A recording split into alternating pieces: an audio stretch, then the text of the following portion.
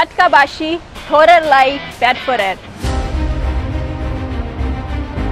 Canadian model ও উপস্থাপিকা ইয়াশা সাগরকে নিজেদের দলের সাথে যুক্ত করে বিপিএল এর সবচেয়ে বড় চমক দিয়েছিল চিটাগং কিংস, কিন্তু দ্বিতীয় কোয়ালিফায়ার ম্যাচে ইয়াশাকে দেখা যায়নি মাঠে।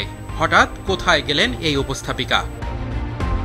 তার এজেন্ট জ্যোতি বান্ডেল জানিয়েছেন ইয়াশা সাগরের সাথে $20,000 চুক্তি করেছিল চিটাগং কিংস। তার মধ্যে অর্ধেক টাকা দিলেও বাকিটা দেয়নি। এমনকি দলটার বিরুদ্ধে পাসপোর্ট আটকিয়ে রাখার মতো গুরুতর অভিযোগ তুলেছেন ইয়াশা। কিংসের সাথে মনোমালিন্য হয় কাউকে না জানিয়েই বাংলাদেশ থেকে ভারতে চলে গেছেন কানাডিয়ান এই মডেল। ইয়াশা সাগর সেখানে অনিরাপদ বোধ করছিল, তাদেরকে বারবার বলার পরেও পেমেন্ট করছিল না। এমনকি ইয়াশার পাসপোর্টও তারা আটকে রাখে, তাই সে বাংলাদেশ থেকে চলে আসে। ইয়াশার সঙ্গে বেশ কিছুদিন ধরেই ঝামেলা চলছিল চিটাগং কিংসের।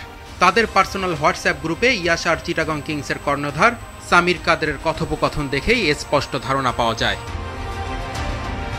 চিটাগং কিংসের পক্ষ থেকে জানানো হয়েছে টুর্নামেন্ট শেষেই চুক্তির বাকি টাকা তাকে দেওয়ার কথা ছিল। তিনি চলে গিয়ে চুক্তি ভঙ্গ করেছেন। এতে আর্থিকভাবে ক্ষতির সম্মুখীন হয়েছে দলটি। তাই ইয়াশাকে লিগ্যাল নোটিশও পাঠিয়েছে চিটাগং কিংস।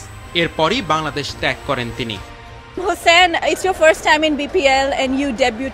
বিভিন্ন ফ্রাঞ্চাইজ লিগে উপস্থাপনা করেন ইয়াশা সাগর। বাংলাদেশে প্রথমবার এসেছিলেন, কিন্তু ফিরলেন তিক্ত অভিজ্ঞতা নিয়ে।